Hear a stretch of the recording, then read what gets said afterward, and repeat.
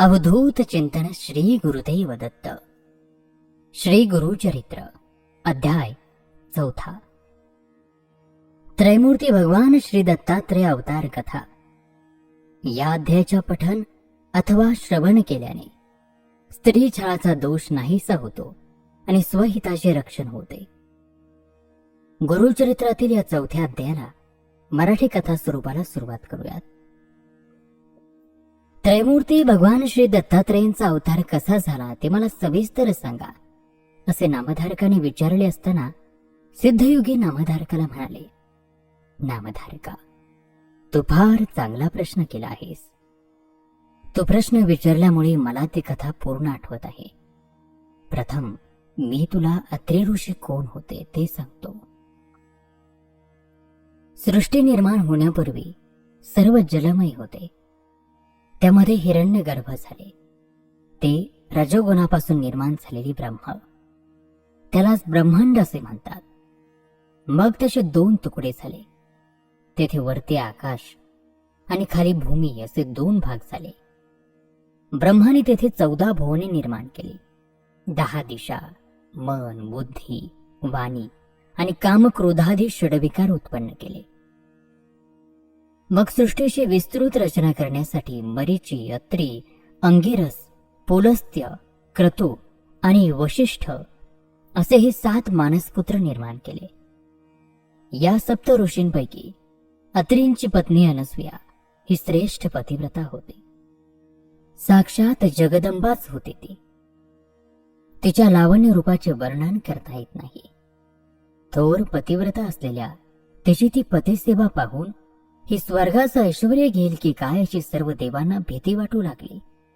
आणि मग इंद्रादी सर्व देव ब्रह्मा, विष्णू आणि महेश या त्रिदेवांना भेटले. त्यांनी अत्री अनसूया यांची सगळी हकीकत सांगितली. इंद्र म्हणाले, महातपस्वी अत्रीची पत्नी अनसूया असामान्य पतिव्रता आहे. ती काया, वाचा आणि मनाने अतिथींची पूजा करते. ती कोणालाही विन्मुख करत नाही. तिचे अलौकिक आचरण पाहून सूर्य सुद्धा तिला घाबरतो. तिला उन्हाचा त्रास होऊ नये तिच्यासाठी अग्नी शीतल होतो. वारा सुद्धा मंद मंद गतीने वाहतो. तिच्या पायांना त्रास होऊ नये म्हणून भूमी मृदू होते. ती शाप देईल अशी आम्हा सर्वांना भीती वाटते. ती कोणत्याही देवाचे स्थान हिरावून घेईल असा तिच्या पुण्याचा प्रभाव आहे. यावर काहीतरी उपाययोजना करा, नाहीतर सर्व स्वर्ग जाईलच. शिवाय आम्हाला तिच्या दारामध्ये सेवा करी राहावे लागेल. देवांचे हे गाऱ्हाणे ऐकताच ब्रह्मा, विष्णू आणि महेश भयंकर रागावले आणि म्हणाले, चला आताच आपण तिच्याकडे जाऊया आणि तिच्या पातिव्रत्याचा भंग करून तिला पृथ्वीवर ठेवू, नाहीतर यमलोकाला पाठवू.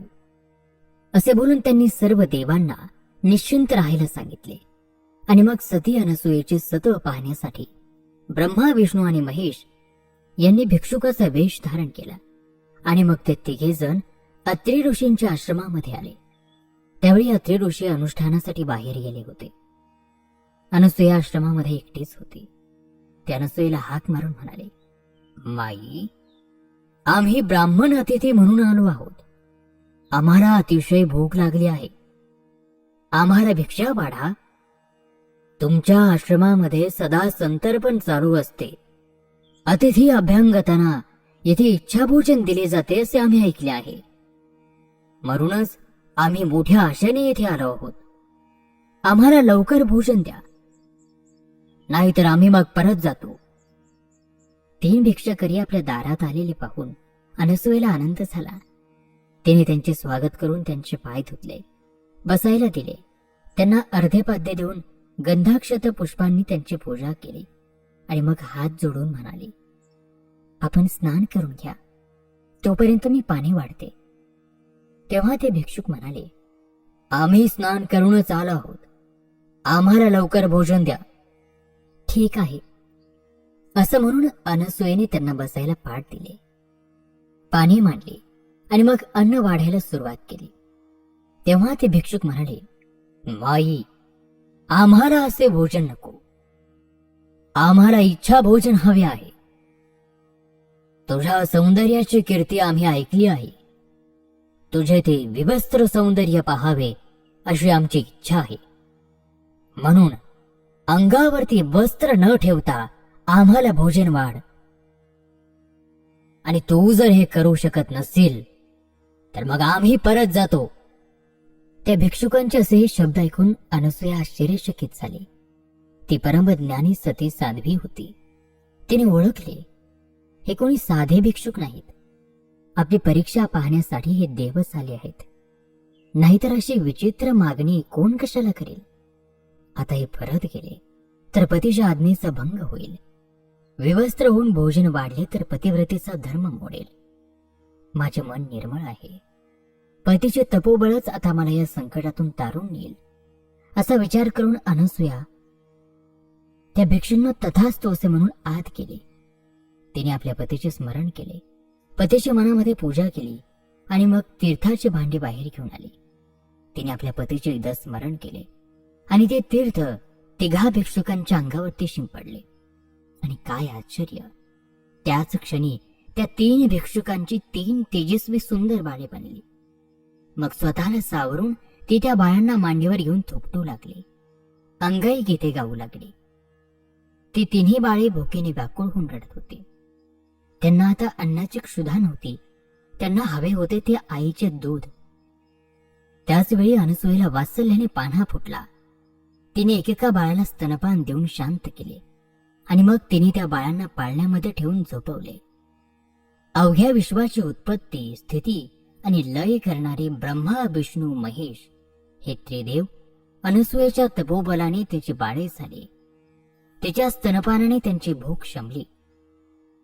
दुपारी अत्रि ऋषी अनुष्ठान संपवून आश्रमामध्ये परत आले. पाळण्यातील 3 बालकांना पाहून त्यांना आश्चर्य वाटले. अनसूयेने त्यांना सगळी हकीकत सांगितली. हे 3 बाळे म्हणजे ब्रह्मा, विष्णू आणि महेश हे त्रिमूर्ती आहेत हे अत्रि ऋषींनी अंतरज्ञानाने ओळखले. तेव्हा ब्रह्मा, विष्णू आणि महेश अत्रि ऋषींपुढे प्रकट झाले आणि वर माग असे ते अत्रींना म्हणाले. तेव्हा ते अनसूयेला सुद्धा म्हणाले, त्रिमूर्ती आपल्यावर प्रसन्न झाली आहेत. इच्छा असेल तो वर मागून घे. तेव्हा अनसूया हात जोडून म्हणाली, नाथ, हे 3ही देव तुमच्या तपश्चर्येने प्रसन्न होऊन इथे आले आहेत. तुम्ही त्यांच्याकडून पुत्र मागून घ्या. अत्रि म्हणाले, हे देवदास श्रेष्ठांनो, तुम्ही बालरूपाने माझ्या आश्रमामध्ये आलात तर पुत्र रूपाने तुम्ही येथेच राहा. तेव्हा तथास्तु म्हणून 3ही देव स्वस्थानी गेले.